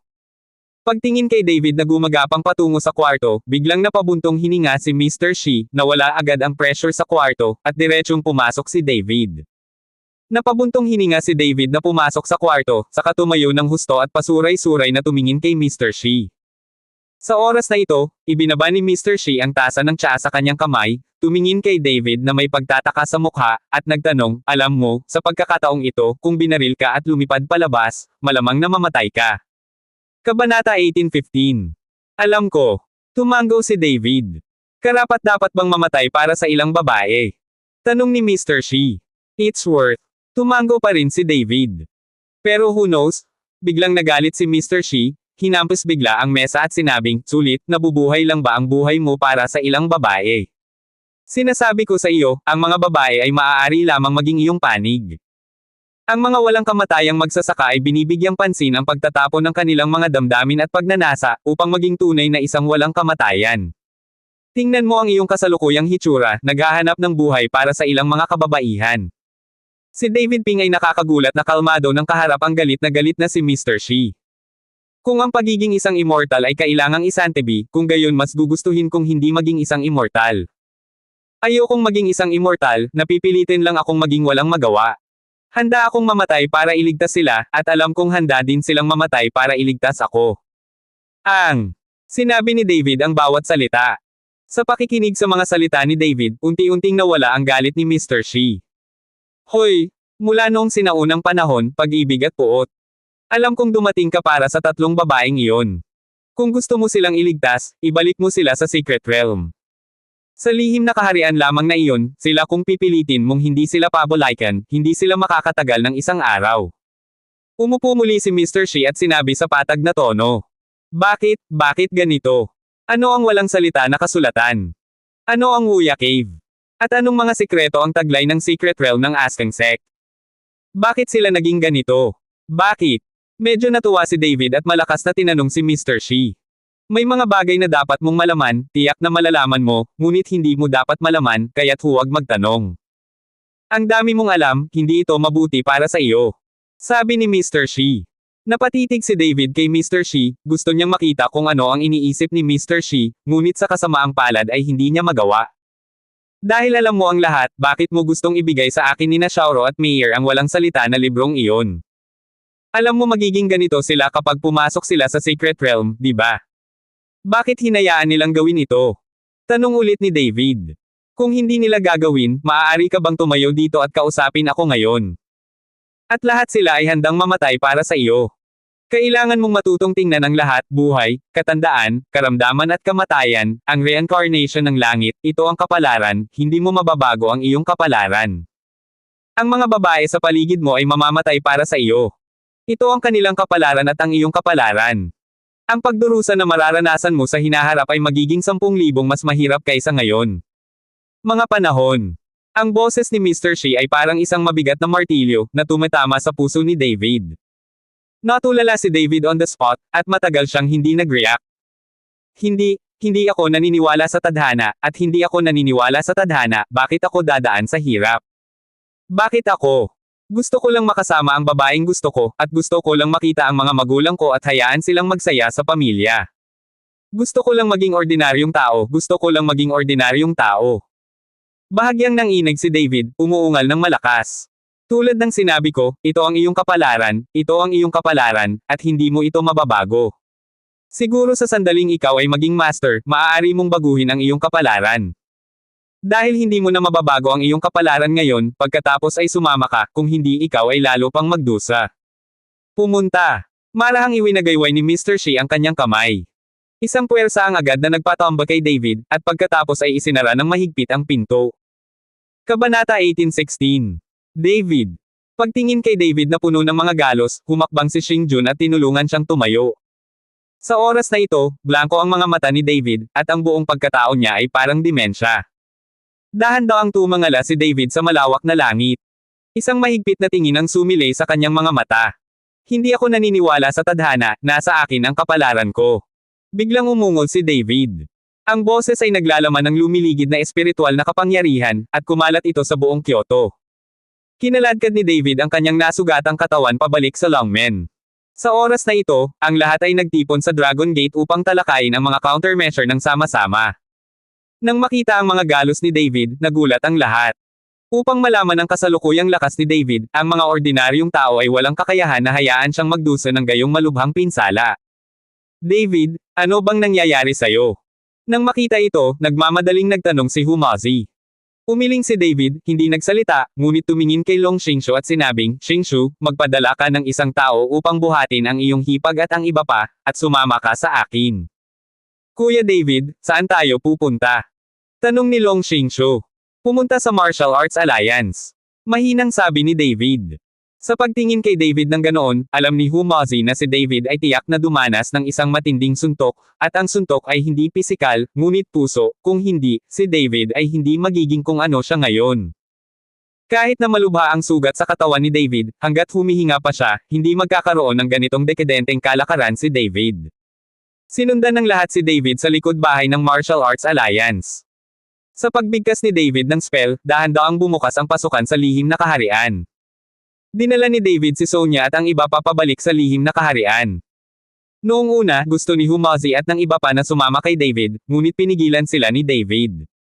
Dahil hindi alam ni David, kung ang lahat ay papasok sa lihim na kaharian, magkakaroon ba sila ng mga sintomas na katulad ni Sonya at ng iba pa. Matapos makapasok sa lihim na kaharian, mabilis na nagising si Sonya at ang iba pa, na ikinagaan ng loob ni David. Kuya David, bakit tayo bumalik sa lihim na kaharian? Naguguluhang tanong ni Xiaoro habang nakatingin sa paligid. Makinig kayong tatlo sa akin. Sinabi ni David sa kanilang tatlo ang eksaktong nangyari. Huwag kang mag-alala, gagawa ako ng paraan para iligtas ka at hindi ka hahayaang makulong dito magpakailanman. Mariing sabi ni David. Sa totoo lang, masarap manirahan dito, at hindi masama ang kapaligiran. Alam ni Sonya na siguradong hindi maganda ang pakiramdam ni David sa mga oras na ito, kaya bahagyang ngumiti siya. No wonder pinuntahan namin si Mr. Shi. Gustong itanong ni Mr. Shi kung gusto naming mamatay para kay Brother David. Tinanong ko rin kung may espesyal na konstitusyon kami ni Ate Mayor, at pagkatapos ay ibinigay sa amin ang aklat. So it turns out, alam niya lahat, dapat alam niya na magkikita kami. Kapatid na David at ibigay sa kanya ang aklat. Sa sandaling ito, gustong maunawaan ni Xiaoro ang sinabi ni Mr. Shi. Tinanong ni Mr. Shi kung mayroon kang espesyal na konstitusyon. Bahagyang kumunat ang noo ni David na parang may iniisip at hinawakan ang kamay ni Sonya. Ang mukha ni David ay naging pangit habang ang espiritual na kapangyarihan ay tumago sa katawan ni Sonya. Kaagad pagkatapos, hinawakan ni David ang mga kamay ni Xiaoro at Wu Mei at muling tiningnan ang mga ito. Pagkatapos lamang ng inspection na ito ay nalaman nitong nawala na ang lahat ng espesyal na pangangatawan nilang tatlo. Kayong tatlo, tingnan ninyo, nawala na ba ang espesyal na pangangatawan sa inyong katawan? Nagtatakang sabi ni David. Hindi nagtagal, sinuri ito ng tatlo, at nalaman nilang nawala na lahat ang kanilang espesyal na pangangatawan. Sa panahong ito, wala silang pinagkaiba sa mga ordinaryong tao. Paano naging ganito? Puno ng hindi makapaniwala ang mukha ni Xiaoro. Kailangan niyang malaman na ang kanyang mga kristal na yelo ay ipinanganak, at sinubukan niya ang kanyang makakaya upang maalis ang mga ito. Nang maglaon, nakilala niya si David at nagligtas ng isa. Pagkatapos ay nagsimula siyang mag-ensayo muli, at dahan-dahang inalis ni Xiaoro ang banta sa kamatayan na dulot ng espesyal na pangangatawan na ito. Pero ngayon nawala na. Sa pagkawala ng espesyal na pangangatawan, bumagsak din ng husto ang lakas ni Sonya at Xiaoro. Dapat may kaugnayan ito sa Wuya Cave, pero at tingnan natin. Nahulaan ni David na ang pagkawala ng espesyal na pangangatawan ni Sonya ay dapat na may kaugnayan sa Wuya Cave, kaya binalak niyang mag-imbestiga muli. Kabanata 18:17. Kuchen Temple. Pagkatapos ng 2 araw na paglilinang sa sarili, ang mag-ama ni Shi Qingpei at Xian ay naging iisang tao. At sa nakalipas na 2 araw, nakita rin nila ang kapangyarihan ng pananampalataya. Maraming mananampalataya ang naglalakbay ng libu-libong milya at pumupunta para sambahin ng matapat. Ang kapangyarihan ng pananampalataya na nabuo ng gayong mga mananampalataya ay nakakatakot. Tiyo, napakarami mong mananampalataya, ngunit paano mo nakikilala ang mga mananampalataya na ito at alin sa kanila ang pinakadebosyon? Curious na tanong ni Xian kay Juyuan. Hindi madali, tingnan mo na lang ang kapangyarihan ng pananampalataya na nabubuo nila. Sabi ni Juyuan, kinurot ang magic formula, at saka iwinagayway ang palad niya pasulong. Nakita ko na sa pangunahing bulwagan, 12 ng mga mananampalataya na bumisita sa templo ay dahan-daang lumitaw na may kapangyarihan ng pananampalataya. Ito ay lamang na ang kapangyarihan ng pananampalataya na umuusbong mula sa mga taong iyon sa oras na ito ay hindi isang kulay. May puti, asol, at lila. Sa pagkakataong ito, napatulala si Xian. Hindi niya maintindihan kung paano niya nakita ang kulay ng biglaan. Nakikita mo ba na ang kapangyarihan ng paniniwala sa puti ay ang pinakamahina, habang ang kapangyarihan sa lila ay ang pinakamalakas? Sabi ni Juyuan na may mahinang ngiti. Nakita ni Xian na sa 12 ng mga mananampalataya, mayroong isang batang babae na may magandang mukha. Sa itaas ng kanyang ulo ay ang kapangyarihan ng pananampalataya sa kulay ube, na nangangahulugan na ang batang babae ay ang pinakadebotong mananampalataya. Nakita ni Juyuan si Xian na nakatingin sa babae, kaya bahagya itong ngumiti at sinabing, pinakamatandang pamangkin, sa tingin mo ba napakaganda ng babaeng iyon? Shi! Tumanggaw siyan, mukhang mabait talaga siya. Matapos manirahan sa Kuchen Temple sa loob ng 2 araw, naramdaman ni Xian na matagal na siyang hindi nagagalaw ng babae, kaya nang tingnan niya ang dalaga, may kaunting pagnanasa sa mga mata nito. Hahaha, ang isang debotong mananampalataya na tulad nito ay walang pinagkaiba sa isang pupe, hayaan mong ipakita ko sa iyo. Pagkatapos magsalita, ikinaway ni Juyuan ang kanyang kamay at tinawag ang isang disipulo, at pagkatapos ay bumulong ng ilang salita. Mabilis na lumapit ang alagad sa babae at may sinabi, at sumunod ang babae. Nang makita niya si Juyuan, nagulat ang dalaga, at pagkatapos ay napaiyak siya. Para akong nakakita ng idolo, umiiyak sa kilig. Babaeng benefactor, nakikita kong may relasyon ka sa Kuchen Temple ko, kaya gusto kong magsanay ng joyful zen kasama ang babaeng benefactor. Siguro kung papayag ang babaeng benefactor. Tanong ni Juyuan na may malalim na tingin. Ang batang babae ay puno ng pananibik at muling tumanggo, guro, payag ako, payag ako. Bueno, maaari mo nang habarin ang iyong mga damit. Sabi ni Juyuan sa babae. Hindi nahiya ang dalaga, hinubad niya ang kanyang damit, tulala si Xian. Pinatandang pamangkin, mag-practice ka na. Tinapik ni Juyuan si Xian sa balikat. Saka lang nag-react si Xian, binuhat niya ang babae at pumasok sa kwarto. Pagkalipas ng ilang minuto, lumabas si Xian na pawis, puno ng kasiyahan ang kanyang mukha. Tito, ikaw. Ang galing mo, paano mo nagawa ito? Tanong ni Xian kay Juyuan. Haha, mga mananampalataya na ganito, kahit hayaan ko silang mamatay, hindi sila magdadalawang isip. Ang makilala ako at makapagsanay sa akin ay isang pagpapala sa kanilang nakaraang buhay. Itong klaseng babae, magkano ang gusto ko, magkano? Sabi ni Juyuan na may pagmamalaki sa mukha. Nang marinig ito ni Xian, lumuhad siya sa harap ni Juyuan na may malakas na kalabog, Tito, mangyaring tanggapin ako bilang isang disipulo. Gusto kong manatili sa Kuchen Temple at hindi na bumalik sa Bailian Pavilion. Sa sandaling ito, lumapit si Shi Qingpei, nang makitang mananatili ang kanyang anak sa Kuchen Temple, kaagad niyang sinabi na may malamig na mukha, naughty, walang oras ang tiyuhin mo para alagaan ka, anak lang ako tulad mo, at inaasahan pa rin ng Bailian Pavilion na magmamana ka. Tai, ano pa ba ang minana mo? Sa tingin ko ay sira na ang Bailian Pavilion ngayon, kaya paanong itatago ni David ang mga magic tool na iyon at ayaw nito? Walang mga magic tool, at kung ano ang Bailian Pavilion ay minana pa rin, naghihintay para sa iyo na pinuhin ang napakaraming mga instrumento ng Dharma. Ito ang taon ng unggoy at ang buwan ng kabayo, sa palagay ko ang uncles. Napakaganda ng Kuchen Temple. Sabi ni Xian kay Shi Qingpei. Kabanata 18:18. Itong si David, dudurog ko ang kanyang katawan sa 10,000 piraso. Si Shi Qingpei ay nakinig sa mga salita ni Xian, at ang kanyang puso ay sumasakit. Junior brother, dahil gumaling ka na ngayon, dalhin mo ako kay David, at ipaghihiganti kita. Casual na sabi ni Juyuan. Salamat, senior kuya. Pumunta si Shi Qingpei sa Juyuan para lang ipaghiganti niya ang kanyang sarili. Umalis na tayo. Pagkatapos magsalita ni Juyuan, inayos niya ang gawain ng Xiaokuchen Temple, at pagkatapos ay sinundan si Shi Qingpei at ang kanyang anak sa daan ng paghihiganti. Sa lihim na kaharian, si David at ang iba pa ay dumating muli sa Wuyadong, at sa pagkakataong ito, si Sonya at ang iba pa ay walang anumang kakaiba. Dahil daw sa espesyal nilang pangangatawan. Ngayong nawala ang espesyal na pangangatawan, walang mangyayari. Tiningnan ni David ang mga estatwa sa Wuya Cave, alam niyang nasa mga estatwa na ito ang problema. Dahan daw ang inabot ni David ang espiritual na kapangyarihan sa mga estatwa. Gusto niyang subukan kung malalaman niya ang pinagmulan ng mga rebeltong ito. Nakakalungkot lang na kahit anong gawin ni David, walang history ng mga statues na ito sa wordless book na ikinainis ni David.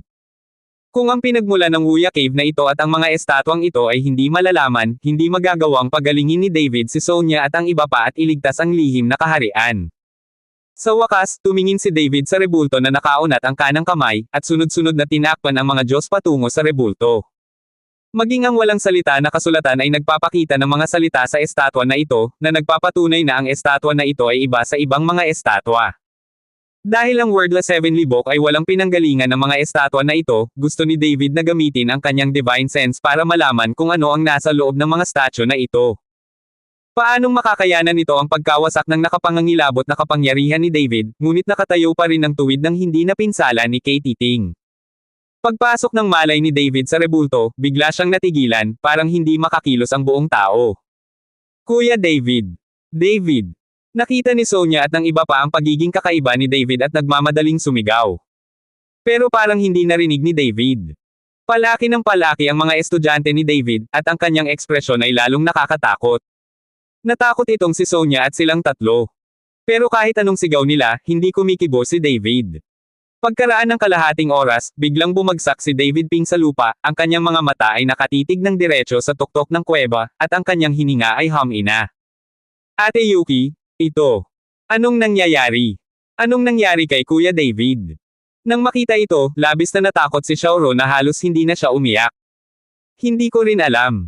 Lugi din si Sonya sa oras na ito. Sa oras na ito, si David ay natigilan, ngunit ang lahat ng kanyang banal na kamalayan ay nakapasok na sa rebulto. Ito, anong lugar ito?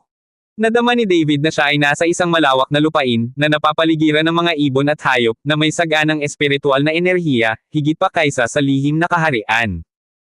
Nang matarante si David, 8 tao ang lumapit sa kanya, at ang mga taong ito ay nakasuot ng napakasimpleng damit, ngunit ang 3 salitang, Wu Zhang, ay nakaberde sa mga damit. Sila. Napatingin si David sa 8 taong papalapit na may pagtataka sa kanyang mga mata. Dahil natagpuan niya na ang hitsura ng 8 taong ito ay eksaktong kapareho ng estatwa sa Wuya Cave. Nais ni David na pigilan ang 8 taong ito at hilingin sa kanila na maunawaan, ngunit ang 8 taong ito ay tila hindi makita si David, at lumakad ng diretso kay David. Bahagyang kumunat ang noo ng taong may hawak na libro nang dumaan siya kay David at tumingin sa paligid. Elder, ano ang tinitingnan mo? Tinawag ng Sectmaster ang Panzang natin para magtanong, walang atrasan. Sa oras na ito, nagtanong ang isang taong may ban sa ulo. Kabanata 18-19. Ay, wala. Pagkatapos nito, ang 8 tao ay patuloy na sumulong. Hinabol siya ni David at sumigaw, ngunit walang pakialam ang 8 tao. Sa huli, mabagal lang na nakasunod si David, gusto niyang makita kung saan pupunta ang 8 taong ito. Hindi nagtagal, ang 8 taong ito ay aktwal na naglakad patungo sa pasukan ng isang kuweba, at sa itaas ng pasukan ng kuweba, ang 3 salitang Wuyadong ay nakasulat.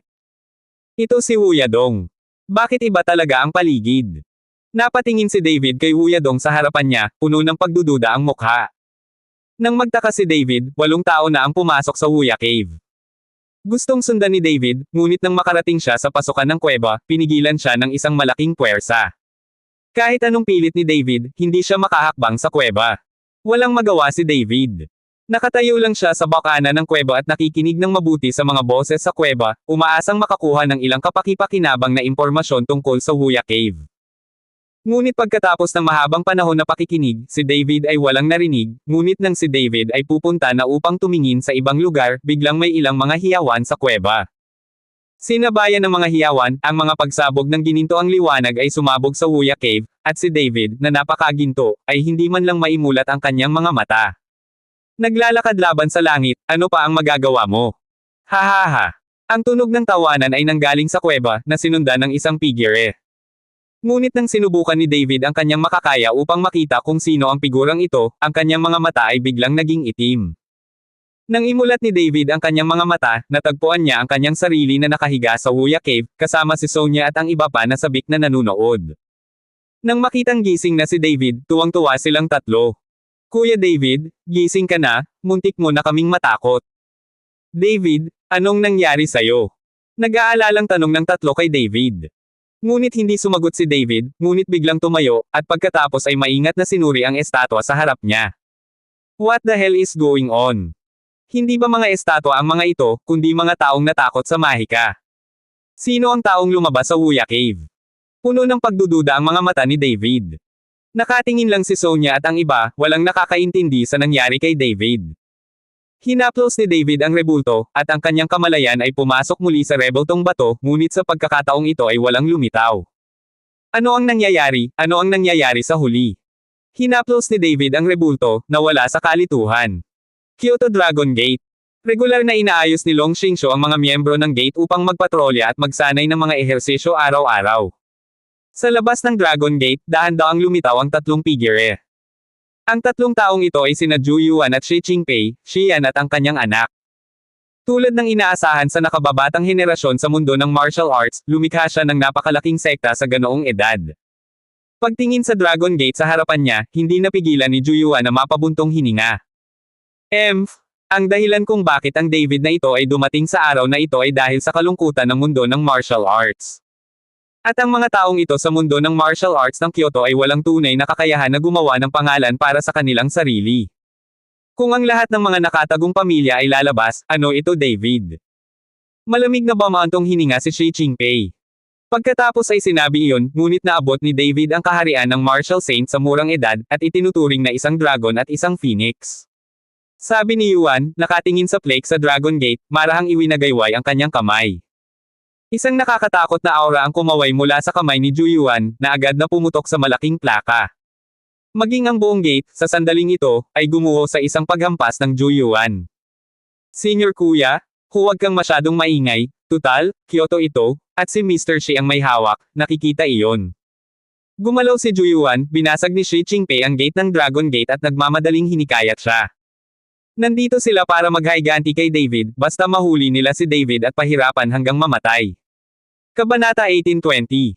Kung ang kilusan ay masyadong malaki at nakakagambala kay Mr. Shi, ito ay mahirap hawakan, at kung maibibigay ni Mr. Shi ang panulat kay David, ito ay nagpapatunay na siya ay may magandang relasyon kay David. Tingnan mo ang tapang mo. Hanggat ang mga taong iyon mula sa mga nakatagong pamilya o mga lihim na kaharian ay hindi lilito, kahit na ang buong Kyoto Martial Arts World ay ipadala, hindi ko ito seseryosohin. Malamig na sumangot si Zhu Yuan, humarap sa pagsasanay ng Shi Qing na pinagsabihan. Nang makita ito, si Shi Qingpei ay natakot na magsalita. Ang pagbagsak ng tarangkahan ay naging sanhi ng sunod-sunod na paglabas ng maraming miyembro ng Longmen. Matapos makita si Zhu Yuan at lahat sila ay galit na galit at sumugod sa kanilang mga espada. Upang malaman na ang Longmen ay nasa buong mundo ng martial arts, isa rin itong kilalang pangalan, hindi pa banggitin ang Kyoto Martial Arts World, kahit na ang buong daigdig ng martial arts ng Daxia, sino ang mga ngahas na guluhin si Longmen. Ngunit ngayon ay may mga tao na hindi natatakot sa kamatayan, at sila ay dumating sa Longmen para manggulo. Lahat ng mga miyembrong ito ng Longmen ay nagdudugtong. Pagharap sa mga taong ito sa Longmen, hindi mapigilan ni Zhu Yuan na mapamura, iwinagayway ang kanyang mahabang manggas na damit at isang malaking hininga ang dumating sa isang iglap. Ang mga miyembro ng Dragon Gate ay sunod-sunod na lumipad palabas, nagdere ng dugo, at ang ilan sa kanila ay nawala na lamang ng hininga. Sino ka? Maglakas loob na pumunta sa aking Longmen upang maging ligaw. Sa oras na ito, may dinala si Long Xingshu, tumingin sa tatlong Zhu Yuan, at nagtanong na may pangit na mukha. Nasaan si David? Hayaan mo siyang lumabas at mamatay. Ninakawan niya ang bahay natin. Gusto kong bayaran niya iyon. Humakbang si Xian at sumigaw ng malakas. Wala dito ang sect master namin, sino ka? Patuloy na nagtanong si Long Xingshu. Wala dito. Nagtatago yata siya. Kapag hindi lumabas ang David na iyon, sisirain ko ang gantry niya. Nagsalita si Xian ng napakatigas ng ulo dahil sa suporta ni Zhu Yuan. Dahil wala kang lakas ng loob na mag-apply para sa iyong pangalan, huwag mo akong sisihin sa pagiging bastos. Pagkatapos magsalita ni Long Xingshu, sinampal niya ng palad si Xian. Isang marquis ng martial arts, maglakas loob na maging mayabang. Ang mga mata ni Ju Yuan ay puno ng paghamak, ang mga sulok ng kanyang bibig ay kumaibot, na sinundan ng banayad na pagkaway ng kanyang palad. Biglang dumating ang katawan ni Long Xingshu, at naramdaman na lang niya na parang dinidiin ng mabigat na bato ang kanyang katawan. Hindi banggitin ang paggawa ng isang hakbang pasulong, kahit na ang pagtayo ay napakahirap. Si Long Xingshu ay gumawa ng gurgling sound sa kanyang buong katawan, ang mga daluyan ng dugo sa kanyang katawan ay nagsimulang sumabog, at ang mga dugong espada ay bumaril. Paf! Hindi na makapidyo si Long Xingshu sa huli, at diretsyong bumagsak sa lupa. Ang kanyang katawan ay nabahiran na ng dugo, at ang kanyang buhay at kamatayan ay hindi alam. Nang makita ng iba sa Longmen ang sitwasyong ito, ang kanilang mga mukha ay naging sobrang pangit. Pumunta ka at tawagan si David. Yumangay si Xian sa mga tao sa Longmen. Wala talaga dito ang sect master natin. May nagsabi. Wala dito. Ang mga mata ni Xian ay mabangis na kumislap, at ang buong tao ay nawala sa isang iglap, at hindi nagtagal ay nakarating siya sa pulutong ng Dragon Gate. Pagkatapos ng ilang hiyawan, natamba ang mga miyembro ng Longmen. Nandyan ka ba? Nakapatay na tanong ni Xian. Nagulat ang mga miyembro ng Longmen, ngunit walang nakatakas. Isa-isa silang tumayo sa pwesto. Bagaman alam nila na hindi sila magagapi, hindi sila natatakot sa buhay at kamatayan. Medyo malakas. Tingnan kung papatayin ko kayong lahat, lilito ba si David? Pagkatapos magsalita, kinuha ni Xian ang kawalan, at sa isang iglap, hindi mabilang na enerhiya ang napunta sa maraming miyembro ng Longmen. Kahit na hindi matalo ni Xian si David, nagawa niyang harapin ang mga ordinaryong disipulong ito ni Longmen. Sa pagharap sa nakakatakot na enerhiya ni Xian, lahat ng tao sa kutis ni Longmen ay nagbago ng husto. Ngunit sa sandaling ito, ilang gintong sinag ng liwanag ang kumislap sa hangin, at nakita ko ang isang gintong anting-anting na lumitaw sa harap ng lahat sa Longmen. Nakita lang ni Fulu na ang enerhiya ay naharang, at pagkatapos ay isang marahas na pagsabog ang naganap. Bahagyang sumimangot si Xian, at pagkatapos ay nakita si Hu Mazi sa himpapawid, na nagmumula sa himpapawid.